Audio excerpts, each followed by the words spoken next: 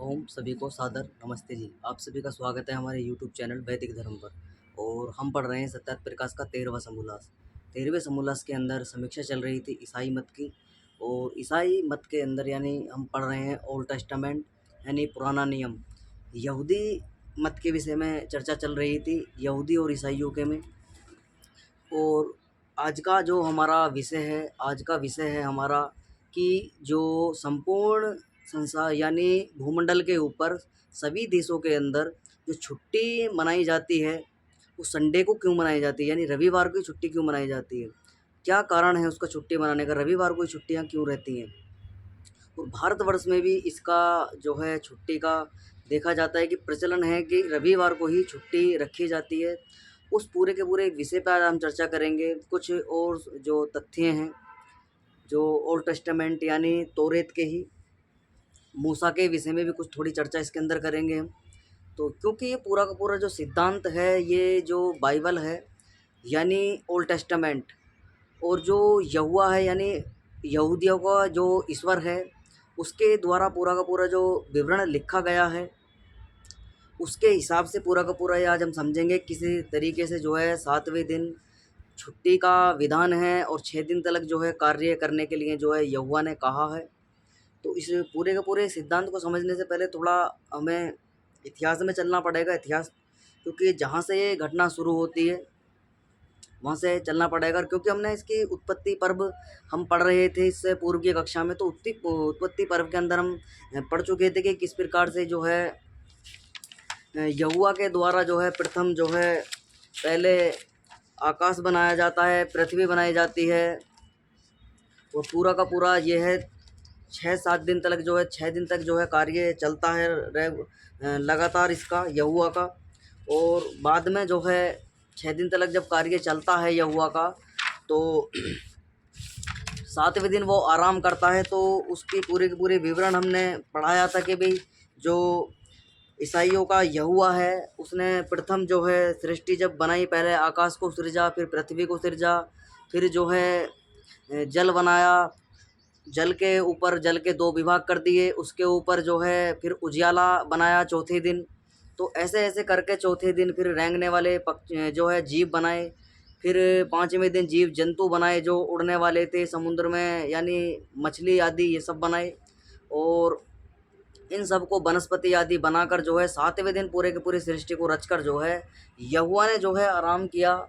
तो ये पूरा का पूरा जो हम उत्पत्ति पर्व यानी जब हमने ईसाई मत की समीक्षा यानी ओल्ड टेस्टामेंट शुरू किया था 13वां समोल्लास, वहाँ पर हम पढ़ चुके थे किस प्रकार से उसी के आधार पर ये छुट्टी का जो विधान है वो है कि भाई 7वें दिन जो है हमारे यहोवा ने जो है संसार को बनाकर आराम किया था। तो इसलिए जो है यहूदी लोगों से भी मूसा के द्वारा विनती की जाती है कि भाई हमारे परमेश्वर ने जो है 6 दिन तक जो है सृष्टि बनाई थी, और 6 दिन के बाद जो है परमेश्वर थक गए थे सृष्टि को बनाकर और वो आराम कर रहे थे। इसीलिए जब तुम भी 6 दिन तक जो है दही तोड़ के मेहनत करो, खूब जो करना है वो करो, उसके बाद भैया 7वें दिन तुम्हें जो है कुछ कार्य नहीं करना है, निफराम तुम्हें रहना है। तो उस इतिहास के विषय में हम चर्चा कर लेते हैं कहाँ से शुरू हुआ था। तो जितने भी लोग चैनल से जुड़े हैं चैनल को सब्सक्राइब कर लें, वीडियो को लाइक कर दें। कोई शंका है कमेंट बॉक्स में लिख सकते हैं। तो उस पूरे के पूरे विवरण को आज हम पढ़ेंगे कि कहाँ से वो जो है शुरू हुआ था ये। तो भविष्यवाणी होती है कि फिर परमेश्वर ने सारी आज्ञाएं यहाँ परमेश्वर जो है मूसा को आज्ञाएं बताता है और कहता है मैं तुम्हारा परमेश्वर यहोवा हूँ, तुम्हें गुलामी के घर मिस्र से बाहर निकाल लाया। तो जो घटना यहाँ से शुरू होती है, जो मूसा है, मूसा जो है जो इजरायली व्यक्ति हैं यानी हिब्रू जनजाति के जो व्यक्ति हैं उनको लेकर जो है सनाही पर्वत पर पहुंचता है।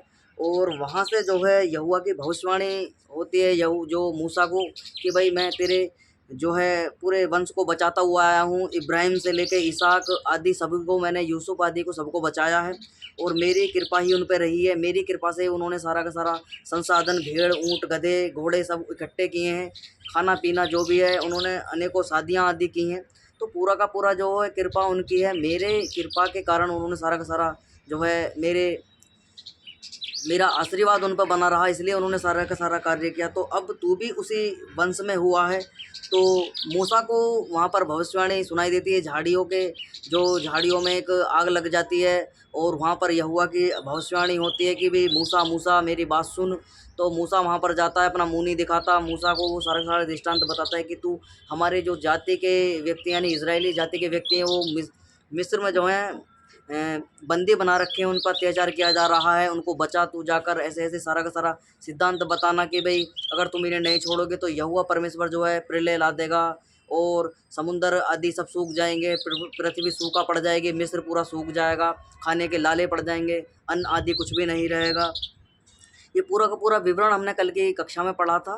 तो यहाँ पर यहीं से ये पूरी की पूरी व्यवस्था शुरू होती है कि भाई यहोवा कहता है कि ईश्वर ने हमें अब तुमने लिए कोई मूरत ना तराशना। तो यहाँ पर ईश्वर कहता है कि परमेश्वर यहोवा के नाम गलत इस्तेमाल ना करना, और क्योंकि जो उनके नाम का गलत इस्तेमाल करता है उसे सजा दिए बिना नहीं छोड़ता। तो यहोवा कहता है यहाँ पर कि भाई मेरे ही उपासना करना, मेरे सिवा इस संसार के अंदर कोई भी ईश्वर नहीं है, मैं ही सबकी सहायता करता हूँ, और मेरे सिवा किसी की भी उपासना तुम्हें नहीं करनी है संसार के अंदर।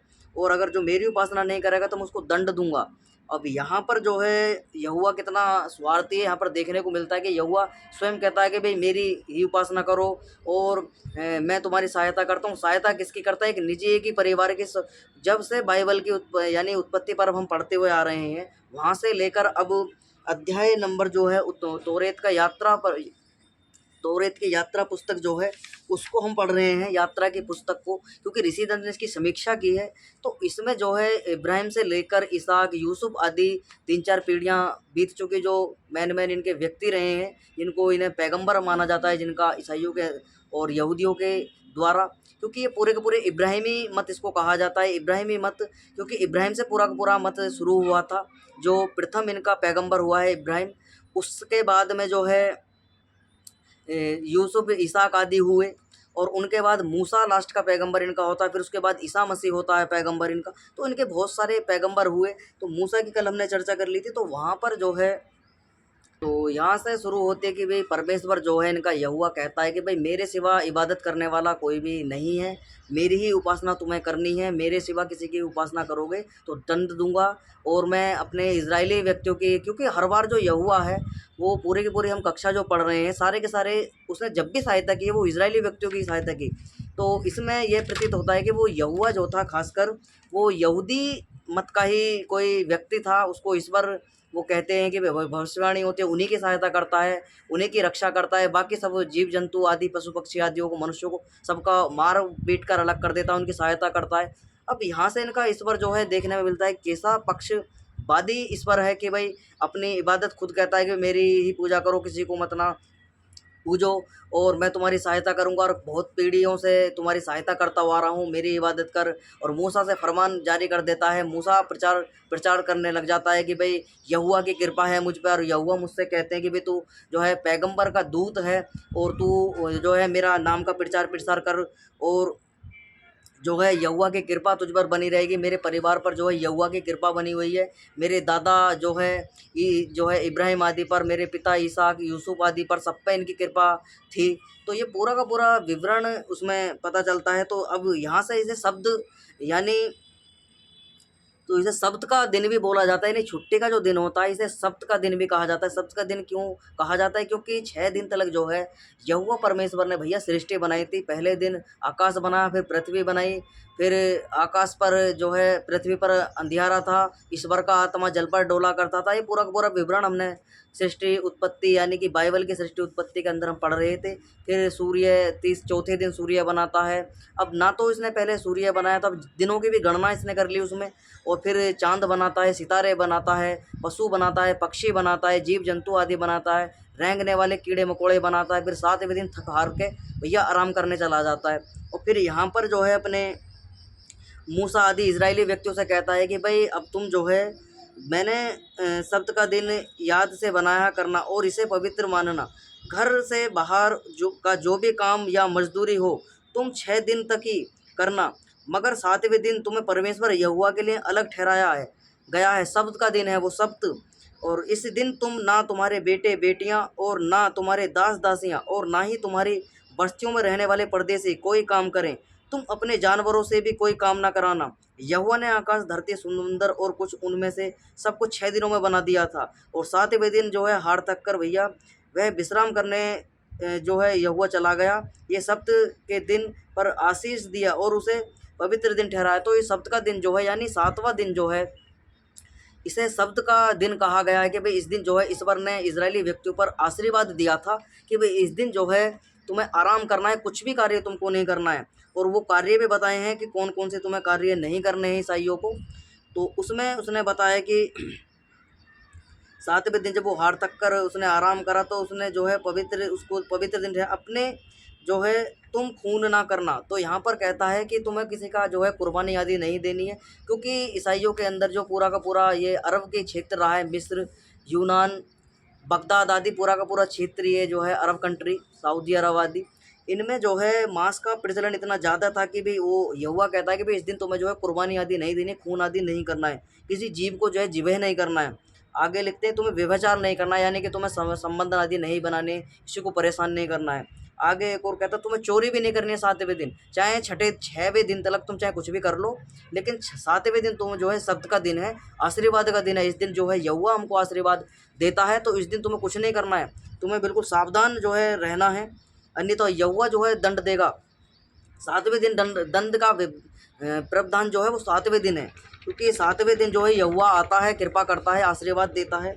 और आगे जब तुम्हें अपने सगे साथियों के खिलाफ गवाही देनी हो तो झूठी गवाही ना देना। तुम अपने सगे साथियों के घर का लालच ना करना, और तुम किसी पत्नी या उसके दासी या उसके बैल या भी चीज़ का लालच ना करना। इस दौरान वो जो तेज गर्जन हुई, बिजली चमकी, नरसिंह की आवाज़ हुई। अब यहाँ से नरसिंह का यानी अवतर यहाँ बताया गया है कि नरसिंह यानी शेर की दहाड़ जैसी एक आवाज़ आकाश से होती है, आकाश से आकाशवाणी होती है कि आवाज़ हुई, पहाड़ से धुआं उठता रहा, उससे उससे और सुन रहे थे, उसे सब सुन रहे थे, वे डर गए, डर से कांपने लगे और पहाड़ से दूर ही खड़े रहे। उन्होंने मूसा से कहा, तू ही हमसे बात कर, हम तुझसे सुन लेंगे। परमेश्वर से कहना कि हमसे बात ना करें, क्योंकि हमें डर लगता है कि हम ना मर जाएं। तो यहाँ पर भैया इजरायली जो व्यक्ति थे वो मूसा पर ही सारा का सारा थोप देते हैं कि भाई मूसा तू ही अपने यहोवा से बात कर, हमारी बात तो नहीं बनेगी, हमें तो डर लग रहा है कभी हम मर ना जाएं इसकी बात सुनकर। इतनी खतरनाक आवाज़ में बोलता है यहोवा जो है, कहीं हम मरा ना जाएं।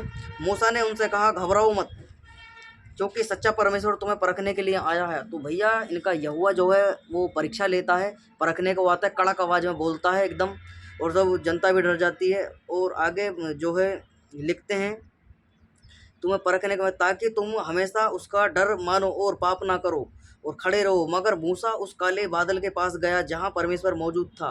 फिर यहोवा ने मूसा से कहा, तू जाकर इजरायलियों से कहना कि तुम लोगों ने खुद अपनी आंखों से देखा है कि कैसे मैंने स्वर्ग से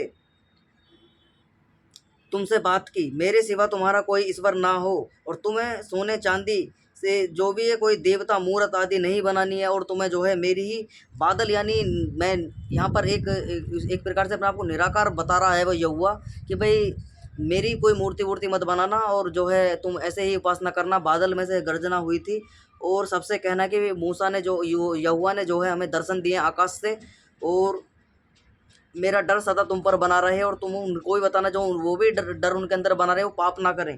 आगे लिखते हैं, मेरे सिवा तुम्हारा कोई ईश्वर ना हो और कोई भी देवी देवता तुम्हारा ना हो, मूरत ना बनाना मेरी।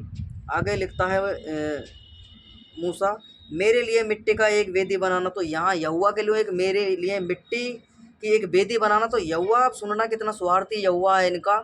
मेरे लिए एक मिट्टी की वेदी बनाना जिस पर अपने भेड़ बकरी और गाय बैलों की होम बलि देना।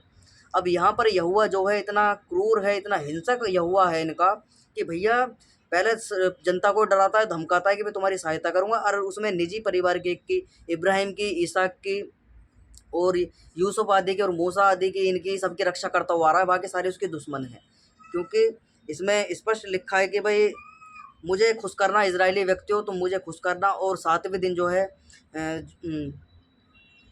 जब इबादत का दिन बीते, इबादत के दिन के बाद जो है भैया जब सब्त का दिन बीत जाए उसके बाद जो है तुम एक वेदी मेरे लिए मिट्टी की वेदी बनाना, जिस पर अपने भेड़ बकरी और गाय बैलों आदि की बलि देना, बैलों की होम बलि चढ़ाना, शांति बलि चढ़ाना। मैं जो भी जगह चुनूंगा कि वहाँ मेरा नाम याद किया जाए, वहाँ तुम मेरे पास जाओ और तुम्हें आशीष दूंगा।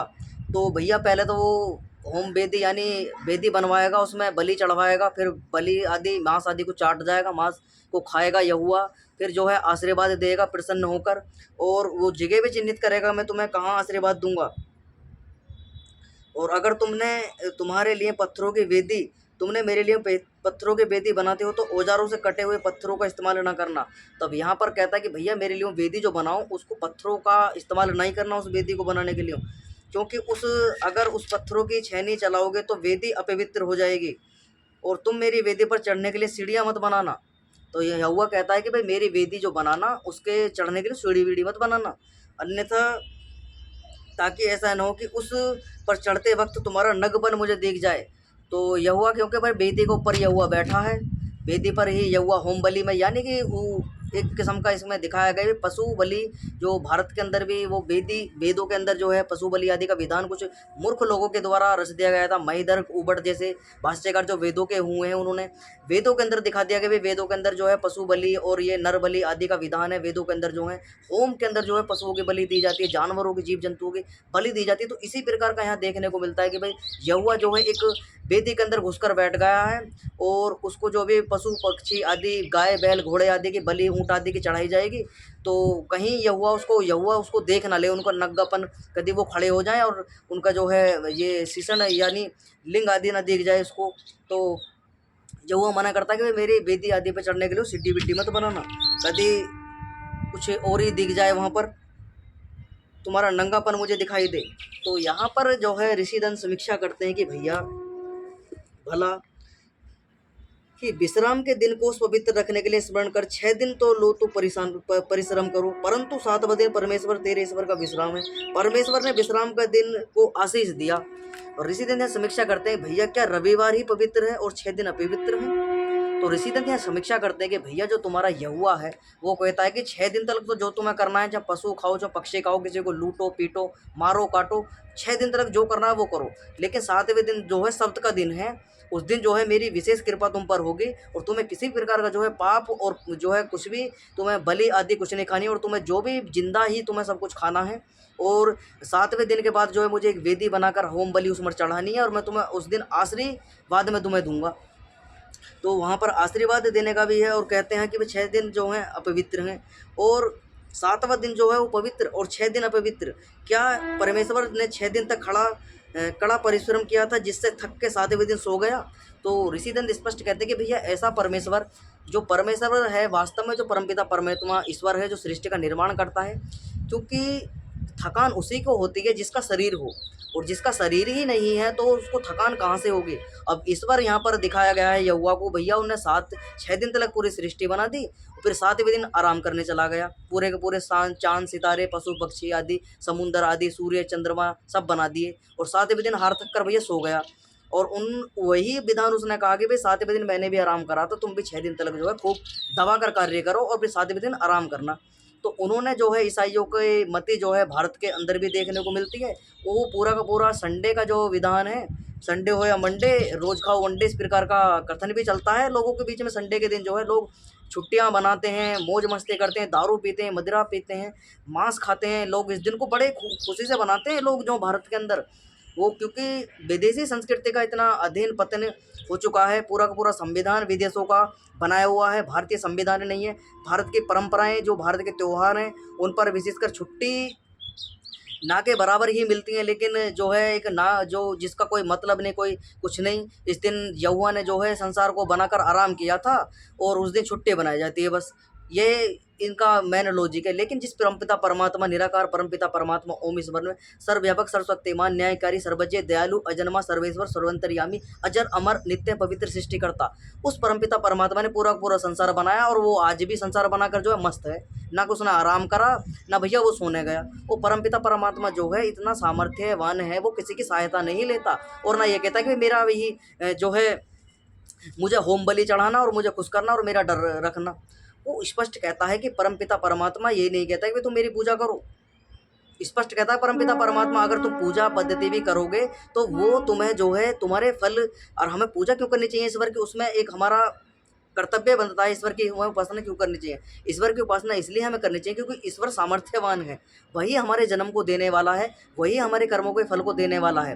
तो इसलिए हमें परमपिता परमात्मा का जो है धन्यवाद करना चाहिए, उसकी उपासना करनी चाहिए। ऐसा नहीं है कि भाई ईश्वर का दबाव है हम पर कि भाई हम उसकी ज़बरदस्ती वो हमसे उपासना करवाता, ऐसा नहीं है।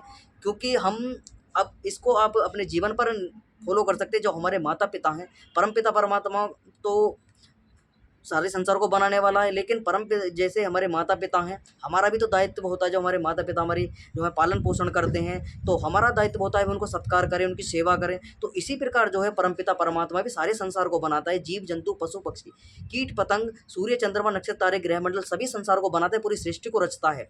तो इसलिए हमें उस परमपिता परमात्मा के दिन प्रतिदिन उसको धन्यवाद करना चाहिए, क्योंकि वो हमें अच्छे से अच्छा शरीर देने वाला है, कर्मों का फल देने वाला है, भोजन की व्यवस्था करने वाला है, सभी प्रकार के जो है सामग्रियाँ हमको मुहैया कराने वाला है। इसलिए हमें परमपिता परमात्मा का डेली धन्यवाद करना चाहिए। ये नहीं है कि परमपिता परमात्मा हमें हाथ पकड़ के नहीं कहता, वो जबरदस्ती हमसे परमपिता परमात्मा ईश्वर नहीं करता यहोवा की तरह कि भाई मेरी उपासना करो, मेरी उपासना करो। वो परमपिता परमात्मा स्पष्ट कहता है कि भाई तुम पर्यावरण यानी कि जो मेरे द्वारा संसार की रचना तुम्हारे जीवात्माओं के लिए की गई है, इसको स्वच्छ रखो।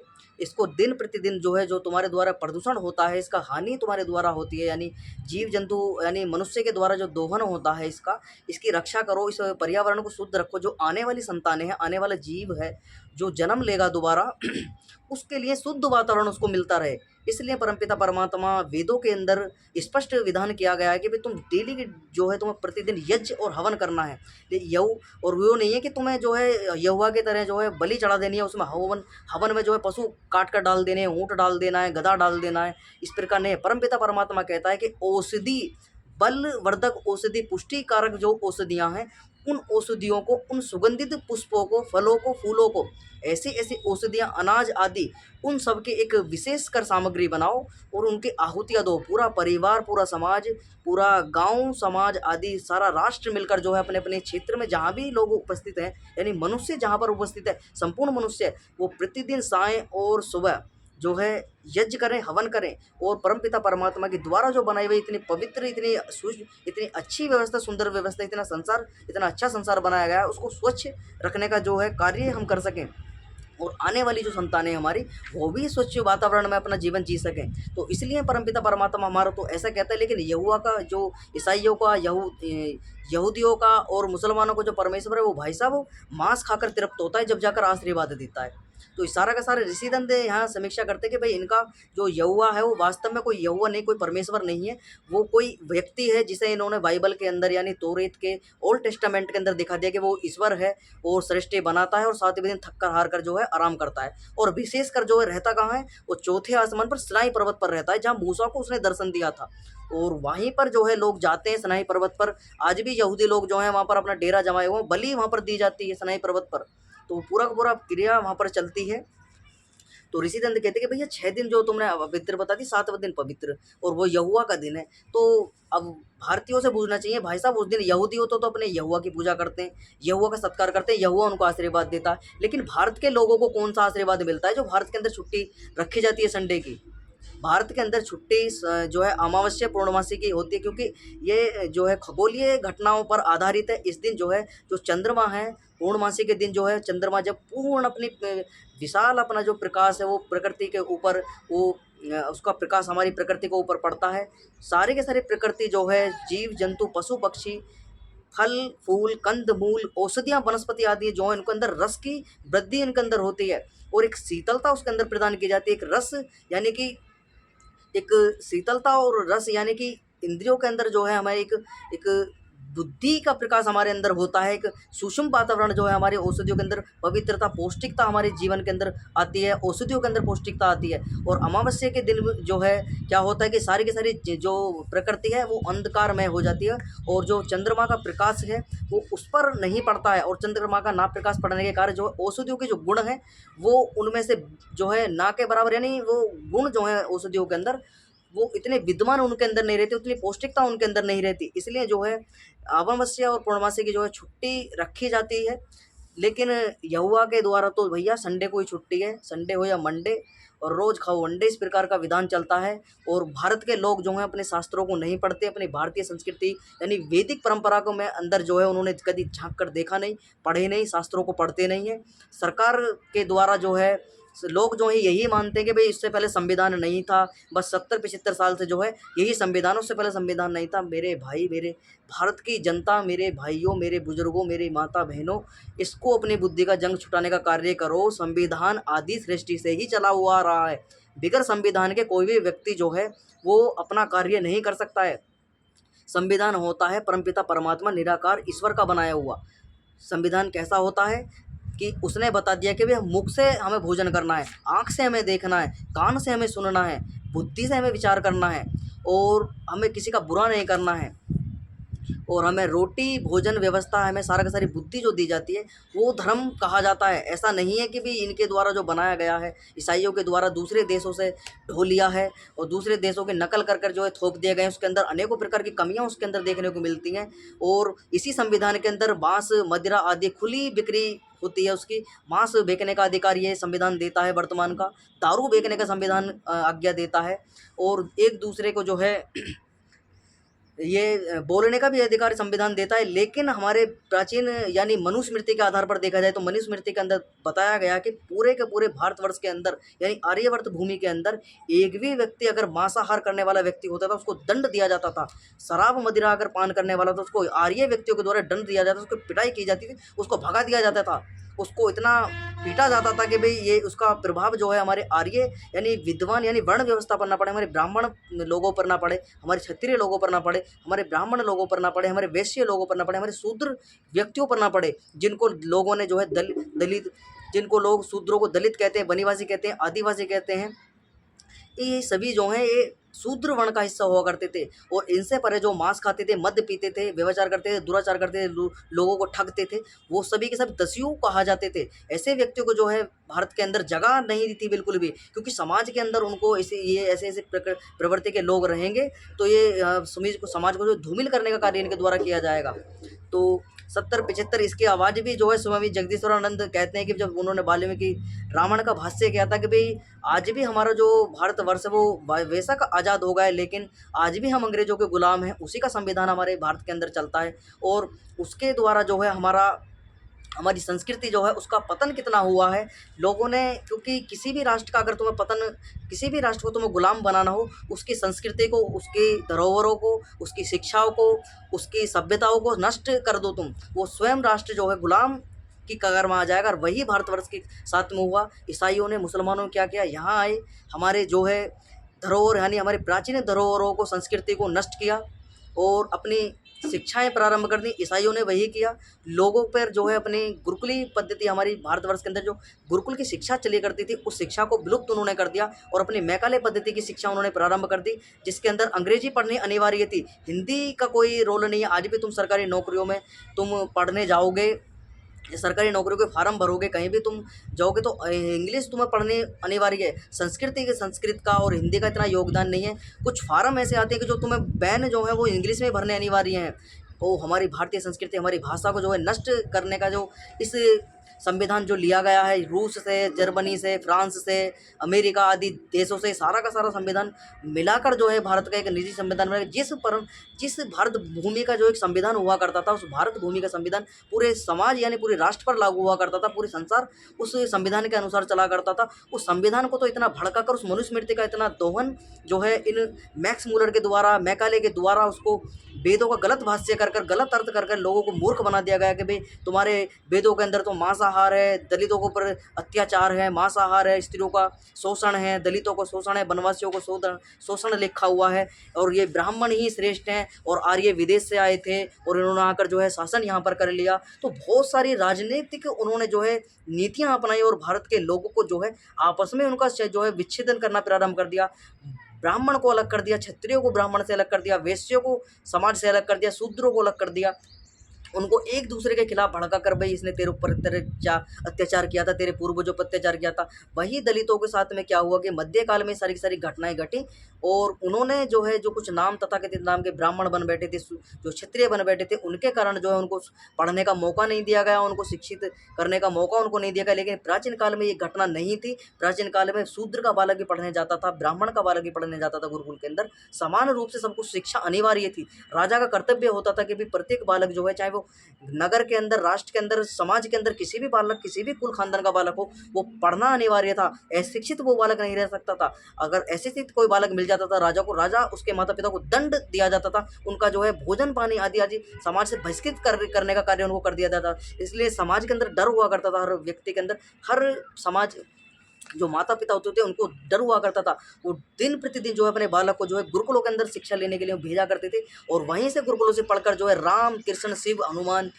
और ऋषि मुनि हमारे जितने भी हुए सभी के सभी गुरुकुलों से पढ़कर इतने विद्वान वहाँ से निकलते थे। ऐसे गुरुकुल की शिक्षा हुआ करती थी। लेकिन आज धन कमाने की शिक्षा है, बस जाओ पढ़ो और पढ़कर लिखकर जो है एक मशीन बन जाओ पैसे कमाने की। ना चरित्र की शिक्षा वहाँ पर दी जाती है, ना वास्तव में हमारा उद्देश्य जीवन का क्या है, हमारा जन्म क्यों हुआ है, हमारा उद्देश्य क्या है, हम क्यों इस संसार के अंदर हैं हम, और हम कब तक इस संसार के अंदर रहेंगे, हमारे संसार क्यों बना है, क्यों चला रहा है परमपिता परमात्मा ईश्वर, और हमारे ऐसे कौन से कर्म है जिसके कारण हमें जन्म मरण बार बार हमारा हो रहा है। तो ऐसी सारी की सारी शिक्षा जो है स्कूलों के अंदर नहीं मिलती। लेकिन गुरुकुल के अंदर जाओगे तो वहाँ पर तुम्हें सामाजिक शिक्षाएं भी मिलेंगी, धर्म की शिक्षाएं भी मिलेंगी, व्यापार की शिक्षाएं भी मिलेंगी और क्षत्रियत्व की रक्षा राष्ट्र के करने की शिक्षाएं भी मिलेंगी। पुरुषार्थ यानी तुम्हें जो किस प्रकार से जो है तुम्हें कार्य को सुव्यवस्थित तरीके से करना, वो शिक्षा भी तुम्हें मिलेंगी गुरुकुल के अंदर। लेकिन ये सारी की सारी शिक्षाएं जो हैं वर्तमान में गुरुकुल जो है स्कूलों के अंदर तो वही देखने को मिलती है, धन कमाओ, चरित्र बिल्कुल वहाँ पर सिखाया नहीं जाता। तो ऋषिदंत यहाँ खंडन करते कि भैया संडे जो है वो यहूदियों का तो समझ में आता है, ईसाइयों को समझ में आता है, लेकिन हिंदू यानी जो अपने आप को हिंदू कहते हैं वास्तव में तो सभी आर्य हैं। हिंदू विदेशियों का दिया हुआ शब्द यानी मुसलमानों के द्वारा दिया गया है। उस संस्कृति को ढोते हुए आ रहे हैं 700-800 सालों से अपने आप को हिंदू हिंदू कहकर। तो वास्तव में सभी के सभी आर्य थे। उससे पहले हमारे माता पिता के पूर्वज यानी आदि सृष्टि में मनुष्य, महाराज से लेकर ब्रह्मा से लेकर पतंजलि, जैमिनी, सभी ये सारे के सारे ऋषि मुनि हुए, सारे के सारे आर्य हुए हैं। लेकिन विदेशियों के द्वारा जो है अपने आप को ये बता दिया गया कि भाई हमारे कुछ लोग ऐसे हैं कि भाई जो अपने आप को जो है विदेशी को ही अपना बाप मानते हैं। कुछ ऐसे लोग हैं जो कहते हैं कि भाई हम तो उसको मानेंगे जो प्रमाण है, वैदिक संस्कृति का जो कोई प्रमाण ही नहीं दिखाई देता, हम तो उसे मानेंगे जो सर्वेक्षण होता है पुरातत्व विभाग के द्वारा खुदाई में जो सभ्यताएं निकल रही हैं उनको ही मानेंगे, वही प्रमाण है और निराकार ईश्वर कोई नहीं होता है। तो वो विदेशियों को अपना बाप मानते हैं, वास्तव में रहते हैं भारत में, खाते भारत का हैं और सारे के सारे कार्य गतिविधि उनके भारत के अंदर होती हैं, लेकिन वो गाते हैं अपने बाप विदेशियों की हैं।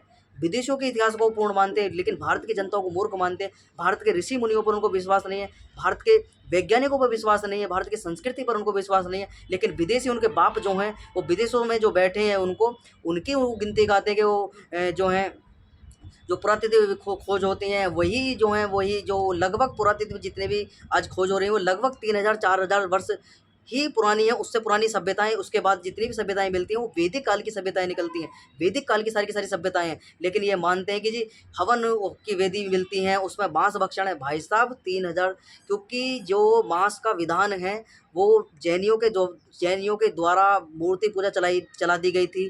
कुछ वाम मार्गियों के द्वारा जो है मोहिदर उबट जैसे भाष्यकारों ने गलत वेदों का भाष्य कर दिया गया था और पशु की बलि, नर की बलि, जीव जंतुओं की बलि उसके अंदर लिख दी गई थी कि भाई, और लोगों ने जो है उस गलत वेद भाष्यों को पढ़कर जो है हवन के अंदर बलि देनी प्रारंभ कर दी और मांस चढ़ाना प्रारंभ कर दिया, मांस खाना प्रारंभ कर दिया, हवन की वेदी पर चढ़ाकर मांस खाते थे। इस प्रकार का प्रबंध जो ये कालीबंगा आदि जो जोदड़ो आदि ये जितनी भी सभ्यताएं निकलती हैं, ये सारी के सारी जो हड़प्पा की सभ्यता जिसको कहा जाता है, इसके अंदर जो हवन कुंड आदि मिले हैं उनके अंदर ऐसा बताते हैं कि भाई कुछ तो हवन कुंड ऐसे हैं जिनके अंदर हड्डियां अस्थियां आदि मिली हैं। तो भैया भाई सारी की सारी जो सभ्यता है वो लगभग 3000-4000, 3-3.5 वर्ष पुरानी है। उससे पुरानी सभ्यता, उसके बाद की जो सभ्यता है ना, जहाँ पर जो है जो शाकाहार यानी अनाज के कुछ कण मिले हैं और शाकाहार कुछ ऐसे चीज़ें मिली हैं जो हवन के औषधि आदि हैं जिनका प्रयोग किया जाता, तो वो वैदिक काल की सभ्यताओं की हैं। और उस समय पर जो है जो उबट और महीधर जैसे ऐसे जैसे भाष्यकार हुए हैं उनके द्वारा जो प्रवृत्ति चला दी गई थी मांसाहार की। और कुछ व्यक्ति ऐसे थे, सज्जन व्यक्ति थे, जो वैदिक परंपरा के अनुसार ही हवन यज्ञ करते थे। वो शुद्ध सामग्री से यज्ञ और हवन किया करते थे। तो वो दोनों की दोनों सभ्यताओं के अंश वहाँ पर मिलते हैं, इस बात को मानते हैं हम भी। लेकिन ये नहीं है कि भाई जो वर्तमान में मिल रहा है वही है, उसके पहले कुछ था ही नहीं। कुछ लोग ऐसे मूर्ख व्यक्ति भी हैं कि जो कहते हैं कि भाई जो महाभारत है वो काल्पनिक है, रामायण काल्पनिक है, और अपने को हिंदू कहते हैं कि जो हम तो हिंदू हैं। अभी मैं किसी से मेरी चर्चा भी हो रही थी, उससे अब बहस मेरी हो गई उस पर चैनल पर मेरी, तो उसने जो है मेरी आवाज़ को तो म्यूट कर दिया और अपनी भाषा में वो गाते रहे उस पर, और सुनने का प्रयास उन्होंने नहीं किया। और अपने जो है हिंदू हैं जी, हम हिंदू हैं, और वास्तव में हिंदू हिंदू कर जो है उन्होंने अपनी भारतीय संस्कृति को नहीं जानते। भारतीय संस्कृति होती क्या है, भारतीय संस्कृति की पहचान किससे है, वास्तव में हम आर्य क्यों हैं, क्यों हमारे पूर्वजों ने आर्य लगाना प्रारंभ करा। हिंदुओं के कोई ऐसी डेफिनेशन नहीं है, वो एक शब्द उन्होंने बता दिया कि भाई हिंदू जो होता है वो बड़ा सहनशील होता है, अच्छा होता है, बस इतनी ही बात उसने बताई। मैं उसको बताता भाई कि भाई आर्य शब्द कितना कितना उच्च कोटि का शब्द है, कि आर्य होता है श्रेष्ठ, विद्वान, चरित्रवान, ज्ञानवान, बुद्धिमान, आर्य राष्ट्र में रहने वाला और ईश्वर का पुत्र, ऐसे व्यक्ति को आर्य कहा जाता है। लेकिन हिंदू उस प्रमाण भी वो दिखा रहा था कि भाई ये देखो, ये जो है मिस्र का जो राजा है वो बताता है कि वो आते थे, वो हमको हिंदू कहते थे, हिंदू हैं जी हम। अरे मेरे भाई, ये सारी की सारी सभ्यताएं जो हैं अंग्रेजों के द्वारा जो इतिहास लिखा गया उनके द्वारा कुछ भी लिख दिया जाए, लेकिन भारतीय संस्कृति के अंदर जो इतिहास लिखा हुआ है उसको मानोगे, अपने बाप विदेशियों का मानोगे। वो लोग हैं जो डिबेट करते हैं और लोगों को बताते हैं कि भाई हम तो विदेशियों को मानेंगे, वो विदेशियों को अपना बाप मानते हैं, रामायण को और काल्पनिक मानते हैं, महाभारत को काल्पनिक मानते हैं, और अपने बापों को विदेशियों का इतिहास को पढ़ के उसका तथ्य दिखाते हैं कि देखो जी देखो, ये देखो विदेशी राइटर ये कहता है कि हम तो हिंदू हैं, और गर्व से कहो हम हिंदू हैं। तो हिंदुओं का डिक्शनरी में यहूदी यानी मुसलमानों के तुम जो हैं इसका अर्थ तुम देखोगे ना, उनके डिक्शनरी के अंदर मुसलमानों के, यहूदियों के और ईसाइयों के अंदर जाकर देखोगे, चोर, लुटेरा, डाकू, बदमाश, लुच्चा, लफंगा, काला, ऐसा सबका सब वहाँ लिखा मिलागा उसका। तो इसीलिए आर्य शब्द श्रेष्ठ है, आर्य सबको लगाना चाहिए। और आर्य विदेशी नहीं थे, आर्य स्वदेशी हैं। आर्य भारत भूमि के सर्वप्रथम मनुष्य हुए हैं जो आर्य राष्ट्र के अंदर आकर बसे थे।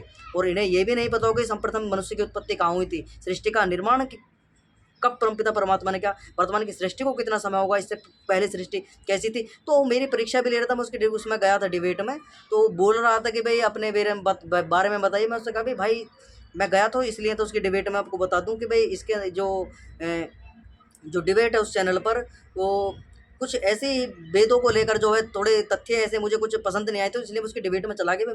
मैं इसकी वार्ता भी इससे करूँगा कि वो वेदों के ऊपर जो आक्षेप लगाते हैं, वेद ऐसे हैं, वेद वैसे हैं, वेदों के अंदर ये लिखा हुआ है। मैक्स मूलर एक मुझसे बौद्धिस्ट एथिस्ट मुझसे भिड़ गया उसमें डिबेट में, कहता है कि परमपिता परमात्मा ने संसार बना ही नहीं सकता, वो तो खुद संसार के अंदर है। मैंने कि मूर्ख भाई, संसार को परमपिता परमात्मा बनाता है, चलाता है, इसके अंदर परमात्मा का जो बल है, उसी बल के कारण ये सारा का सारा संसार यानी परमाणु एक जगह जो है मिले हुए हैं, तभी ये संसार के अंदर जो है तो ये रॉ मेटेरियल पदार्थ, जो रॉ मेटेरियल है वो प्राप्त होता है हमको उस परमात्मा के बल के कारण। अगर परमात्मा का बल जब छिन्न प्रलय काल में होता है, ये कारण जब परमात्मा का बल जो है, जो वो परमात्मा अपने बल को जो हटा लेता है, अपने सामर्थ्य को बिल्कुल सृष्टि से अपने सामर्थ्य को हटा देता है, अपनी शक्ति को वहाँ पर जो प्रलय करने प्रारंभ कर देता है, तो वहाँ पर जो परमपिता परमात्मा का बल जो है सृष्टि से हट जाता है, और सृष्टि जो अपनी मूल अवस्था में जानी प्रारंभ कर देती है, यानी सत्व, रजस, तमस वो विच्छेद होना प्रारंभ हो जाते हैं। जो कण है वो जो है सत्व अलग हो जाता है, तमस अलग हो जाता है, रजस अलग अलग हो जाता है। जो तीन प्रकृति के जो गुण हैं वो अलग अलग होने प्रारंभ हो जाते हैं,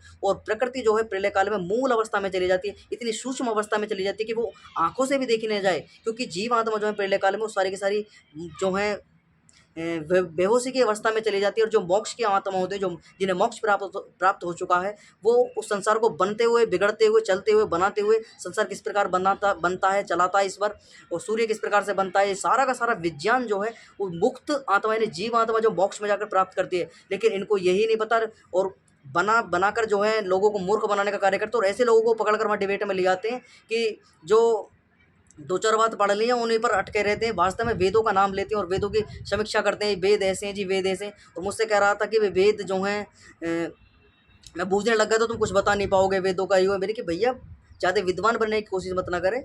मैं उस समाज से हूँ, मैं आर्य समाजी हूँ, कोई ऐसा नहीं हूँ कि तेरे द्वारा जो है हिंदू विदेशियों का शब्द जो है ढाकर अपने कलंक कर लगा लूँ, मैं हिंदू अपने आप को लिखने लग जाऊँ। और मुझे कहता है कि भाई हिंदू लिखा जाता है तो मैं जो है कागज़ों के अंदर संविधान हिंदू लिखता है। अरे मैंने कि मेरे भाई ये विदेशियों का संविधान है, ये कुछ भी लिख दें, लेकिन आर्य संस्कृति इसको नहीं मानती, आर्य पद्धति इसको नहीं मानती। आर्य संस्कृति कहती है कि भाई हम सब आर्य हैं, हम आर्य, हमारे माता पिता, हमारे पूर्वज राम कृष्ण सभी के सभी आर्य हैं। हम तो उस संस्कृति को मानेंगे, विदेशियों की संस्कृति क्यों माने, क्यों ढोएं इसको, अपनी संस्कृति को क्यों अपने, जब वो हमारी संस्कृति को नहीं मानते, हम उनके गुलाम हैं जो उसकी संस्कृति को माने, क्यों ढोएं हम उसकी संस्कृति को। तो ऋषिदंत स्पष्ट खंडन करते हैं और लोगों को बुरी लग जाती है ऋषि की बातें यही कि ऋषिदंत कहते हैं कि भाई तुम मूर्खता में क्यों संडे वनडे का जो है छुट्टी रखते हो, अपने कार्य करो। पूर्णमासी अमावस्या के दिन जो है थोड़ा औषधियों आदियों का जो है इनके अंदर थोड़ा गुणता जो है कम हो जाते हैं, क्योंकि चंद्रमा का प्रकाश उस समय नहीं पड़ता है, तो उस समय थोड़ा हमें जो है इनका कम उपयोग हमें करना चाहिए, कुछ विशेष कार्य हमको करने चाहिए। तो वैदिक जो है मान्यता तो ये कहती है, लेकिन थाली ठलुए तुम बैठ जाओ और कुछ मत ना करो, और जो जैसा भी मिले साग पात जंगली बंगली सबको खा जाओ, नुई हजम कर जाओ। आगे समीक्षा करते हैं ऋषिधन सरस्वती कि आगे कहते हैं कि ऐसा काम विद्वान का नहीं हो सकता, ईश्वर का क्यों हो सकता है। भला रविवार में क्या गुण और सोमवार आदि में क्या दोष क्या था, जिसमें एक को पवित्र तथा वर दिया और अन्यों को ऐसा ही अपवित्र कर दिया। तो यहाँ पर जो ऋषिदंत समीक्षा करते हैं कि भैया ये सारे के सारे बेफैर की बातें इसके अंदर लिखी हुई हैं। अब यहाँ पर जो यहोवा यानी मूसा के द्वारा जो है जब उनको निकाल कर लाया जाता है, तो वहाँ पर एक विधान करता है। मूसा कहता है कि भाई परमेश्वर ने हमसे कहा है कि फरा एक मेमना मारो और एक मुट्ठी जूफा लो और उसको लहू में जो वसन में है बोर के ऊपर की चौखट के ऊपर और द्वार के दोनों ओर उसे छापो, और तुम में से कोई विहान लो अपने घर के द्वार से बाहर न जावे, क्योंकि परमेश्वर मिस्र के लोगों को मारने के लिए आर पार जाएगा। और जब वह ऊपर की चौखट पर और द्वार के और दोनों ओर लहू को देखेगा तो परमेश्वर द्वार से बीत जाएगा और नासक तुम्हारे घरों में ना जाने देगा। तो यहाँ पर भैया जब इस्राएली व्यक्तियों के ऊपर मिस्र के लोगों के द्वारा अत्याचार किया जा रहा था, तो यहोवा बचाने को मूसा से कहता है कि भाई एक मेमना मारो, मेमना यानी भेड़ का बच्चा मारो, उसका खून निकालो और खून निकाल के जो है भैया चौखटों पे लगा दो जहाँ जहाँ इजरायली रहते हैं, तो ईश्वर को वहाँ पता चल जाएगी भाई यहाँ पर मेरे ही लोग रहते हैं। अन्यथा जो यहोवा जो है ना वो घरों के आर पार जाएगा, वो जीव जंतु पशु पक्षी वो आर पार जाएगा और कहीं तुम्हारी मृत्यु ना हो जाए। तो यहोवा जो है आर पार जाएगा और जो मिस्र के व्यक्ति हैं उनकी हत्या करेगा। तो ऋषि ने समीक्षा करते हैं कि भला ये टोने टामन करने वाले के समान वह ईश्वर सर्वज्ञ कभी नहीं हो सकता, जो लहू का छापा देखे तभी इस्राएल कुल को घर जाने, अन्यथा नहीं। काम शुद्ध बुद्धि वाले मनुष्य के सदस्य इससे यह विदित होता है कि ये बातें किसी जंगली मनुष्य के लिखी हुई, तो ऋषि ने स्पष्ट खंडन करते हैं कि किसी जंगली मनुष्य की बातें लिखी हुई, ईश्वर की बातें जो है हो ही नहीं सकती। ऐसा मनुष्य है जो कहता है कि मैमना मारो तब जाकर पहचान करूँगा, अल्पज्य है, उसको यही नहीं पता कि मेरे लोग कौन से हैं और मिस्र के लोग कौन से हैं, विशेष उसको चिन्ह लगवाता है। तो मूर्खता की बातें सारी की सारी लिखी हुई हैं। ऋषिदंत कहते हैं कि भाई आगे समीक्षा कहते हैं और हुआ कि परमेश्वर ने आधी रात को मिस्र के देश में सारे पहलेटा कहते हैं यानी बड़े लड़के को, जो फिरौन का पहला लड़का था अपने सिंहासन पर बैठा था, उस बंधुआ के पहले लड़के को जो बंदी गृह में था, पशुन के पहलोट और पशु में जो पहलवन पशु हैं यानी समेत नाश किए। और रात को फिरौन उठा और उसके सब के सेवक और सारे मिस्री उठे और मिस्र में बड़ा विलाप था, क्योंकि कोई घर ना रहा जिसमें एक ना मरा हो। तो भैया यहोवा ने क्या काम करा, सारे मिस्र के जीव जंतु पशु पक्षी आदि और जो मिस्र के लोग थे उनको निपटा दिया, सबको खत्म कर दिया। सबके यहाँ जो बच गए थे भैया सब ने अपने अपने घर के अंदर देखा तो किसी के घर के अंदर मातम बन रहा है, किसी के घर के अंदर मातम बन रहा है, किसी का जीव पशु पक्षी मरे पड़े हैं, किसी का आदमी मरा पड़ा है। तो भैया सबका सब तमाम साफाया कर दिया यहोवा ने वहाँ पर। तो ऋषि समीक्षा करते हैं वाह अच्छी आधी रात को डाकू के समान निर्दय होकर ईसाइयों के ईश्वर ने लड़के वाले यानी लड़के वाले कह रहा है वो यहूदियों को यानी इजराइलियों को वृद्ध और यानी ईसाइयों के ईश्वर ने लड़के वाले ईसाइयों का ईश्वर यानी कि जो यहूदियों का ईश्वर है और लड़के वाले जो मिस्र के लोग थे उनको वृद्ध और पशु तक भी ना अपराध मार दिए और कुछ भी दया ना करी, और मिस्र में बड़ा विलाप होता रहा, तो भी सहयोग ईश्वर के चित्त से निष्कृष्टता नष्ट हुई। ऐसा काम ईश्वर का तो क्या किंतु किसी साधारण मनुष्य का भी नहीं करना नहीं चाहिए। तो ऋषि यहाँ कहते हैं कि ऐसे काम ईश्वर का तो क्या किंतु किसी साधारण मनुष्य के भी करने का नहीं है। यह आश्चर्य नहीं, क्योंकि लिखा है मासायणी कि तो दया जाए जब ईसाइयों का ईश्वर मांसाहारी है तो उसका दया करने में क्या काम। तो ऋषि ने स्पष्ट करते जब ईसाइयों का ईश्वर मांसाहारी है, उसके लोग मांस खाते हैं, उसके अनुयायी मांस खाते हैं, तो वो क्यों किस पर दया करेगा, वो तो सबको निपटाएगा। उसने यहूदियों को बचाने के लिए जो है भैया मिस्र के जो है सारे मिस्री लोगों को, बूढ़ों से लेके बच्चे, बालकों, जवान, बच्चे आदि जीव जंतुओं को सबको निपटा दिया उसने उनकी रक्षा के लिए। तो ऋषि दंड आगे समीक्षा करते हैं कि तो एक प्रसंग और आया है इसके अंदर कि जब मूसा जो है भैया अपने लोगों को जो है अपने प्रजाओं को बचाकर जो है सनाई पर्वत के पास जो है पहुंचता है, सनाई पर्वत पर से जो आज्ञा लेकर यहोवा की, और अपने देश इजराइल को चलता है, तो बीच में समुंदर पड़ता है वहाँ पर रास्ते में। तो समुंदर के पर हाथ जब उसने बढ़ाया तो यहोवा कहता है कि भाई तू अपनी छड़ी उठाना और छड़ी को ऐसे कर देना, समुंदर दो हिस्सों में बढ़ जाएगा, और तू अपनी सेना को लेकर पार हो जाना, जो है अपने लोगों को लेकर पार हो जाना, और वो जो है बच जाएंगे। तो इस प्रकार का मूसा के लिए जो जिसे समीक्षा करते हैं, परमेश्वर तुम्हारे लिए युद्ध करेगा। इजराइल के संतान से कहा कि वे आगे बढ़ें, परंतु अपनी छड़ी उठा और समुद्र पर अपना हाथ बढ़ा और उससे दो भाग कर इजराइल के संतान समुद्र के बीचों बीच से खुशी भूमि में होकर चले जाएंगे। तो जो मूसा से कहता है यहोवा कि भी तू अपनी छड़ी उठा और समुद्र को दो भाग में कर दे, और समुद्र दो हिस्से में हो जाएगा और तेरी जनता जो है सूखी भूमि में प्राप्त हो जाएगी। तो इस ऋषिदंत कहते हैं कि भाई क्योंकि आगे तो ईश्वर भेड़ों के पीछे की गड़रिए के समान इजरायली कुल के पीछे पीछे डोला करता था, अब ना जाने कहाँ अंतर्धन हो गया। तो ऋषिदंत कहते हैं वैसे तो ईसाइयों का जो यहोवा है वो उनके जो है भेड़ गडरिए के पीछे, जैसे गडरिया भेड़ बकरियों के पीछे पीछे हाँकता फिरता रहता है ना, उसी प्रकार से इनके पीछे घूमा फिरता था। लेकिन अब जब उन्हें समुद्र पार कराने की बारी आई तो भाई साहब उससे कहती छड़ी लेना, ऐसा करके और वो पार हो जाएगा, समुद्र दो हिस्सों में बढ़ जाएगा। वो क्यों बचाने नहीं गया, क्यों समुद्र पार करवाने नहीं गया उन्हें। तो आगे समीक्षा करते हैं, अब ना जाने कहाँ अंतर्ध्यान हो गया है, ना तो समुद्र के बीच में से चारों ओर रेलगाड़ियाँ और सड़क बनवा लेते। तो ऋषिदंत कहते हैं कि भैया जब यहोवा से कह देते जी हमें तो सड़क बना दो, रेलगाड़ियाँ बना दो, जहाज नाव आदि बना दो, जिससे हम जो है समुद्र पार करके अपने इजराइल देश पहुँच जाएं। तो ऋषिदंत यहाँ कहते हैं कि सब संसार का उपकार भी हो जाता, जो रेल सड़कें आदि वो बना देता और नाव आदि बनाने का श्रम छूट जाता। परंतु क्या किया जाए, ईसाइयों का ईश्वर ना जाने कहाँ छिप रहा है। इत्यादि बहुत सी मूसा के साथ असंभव लीला बाइबल के ईश्वर ने की है, परंतु यह विदित हुआ कि जैसा ईसाइयों का ईश्वर वैसे ही उसके सेवक और वैसे ही उसकी बनाई पुस्तक है, ऐसी पुस्तक और ऐसे ऐसे ईश्वर हम लोगों से दूर रहें तभी अच्छा है।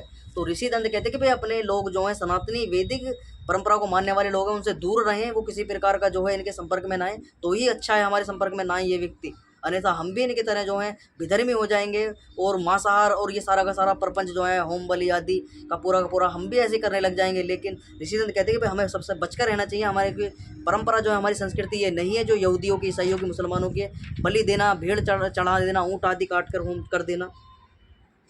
आगे ऋषिदंत समीक्षा करते हैं, तो अभी मैंने पीछे भी चर्चा करी थी कि परमेश्वर कहता है कि मेरी सिवा जो है किसी की उपासना नहीं करनी, और मेरी उपासना जो नहीं करता है तो मैं उसको दंड देता हूँ, उसके चारों पीढ़ियों तक उसको दंड भुगतना पड़ता है। तो यहाँ पर ऋषिदंत कहते हैं कि भैया भला किस घर का न्याय है जो पिता अपराध से 4 पीढ़ी तक दंड देना अच्छा समझा। क्या अच्छा पिता के दुष्ट और दुष्ट के अच्छे संतान नहीं होते। जो ऐसा है तो चौथी पीढ़ी तक दंड कैसे दे सके, और जो 5वीं पीढ़ी से आगे दुष्ट होगा उसको दंड ना दे सकेगा। बिना अपराध किसी को दंड देना अन्यायकारी की बात है। तो ऋषिदंत कहते हैं कि भैया अब ये कहता है कि यहोवा जो तेरे द्वारा पाप कर दिया गया तो तेरी 4 पीढ़ियों को भुगतना पड़ेगा। ऋषिदंत कहते हैं भैया हमारा वैदिक सिद्धांत तो ये कहता है, हमारा ईश्वर ये कहता है कि जो पाप करेगा, पुण्य करेगा, फल उसी को भोगना पड़ेगा, चाहे वो पिता करो, बेटा करो, माता करो, भाई करो, बहन करो, कोई भी करो। संसार के अंदर जो भी रिश्ते नाते बने हुए हैं, संसार के अंदर जितने भी मनुष्य हैं, जो भी व्यक्ति पाप करेगा उसको फल उसका अवश्य भोगना पड़ेगा। पुण्य करेगा, अच्छे कर्म करेगा, अच्छा फल उसको भुगतना पड़ेगा, अच्छा फल उसको मिलेगा। तो लेकिन यहाँ पर यहोवा जो है भैया अगर उसको नहीं मानेंगे, उसके बाद उसकी सत्कार नहीं करेंगे, 4 पीढ़ियों को भुगतना पड़ता है। इस प्रकार का यहोवा जो है विधान करता है इनका। तो ऋषिदंत यहाँ पूरे की पूरी समीक्षा इन्होंने की किस प्रकार से संडे की छुट्टी जो है मनाई जाती है। तो हमने पूरा का पूरा सिद्धांत आज पढ़ा। तो आज की जो कक्षा है इसको यहीं विराम करेंगे। तो जितने भी लोग चैनल से जुड़े हुए हैं चैनल को सब्सक्राइब कर लें, वीडियो को लाइक कर दें, कुछ शंका कमेंट बॉक्स में लिख दें। आज की कक्षा को यहीं विराम करेंगे। ओम सम सभी को सादर नमस्ते।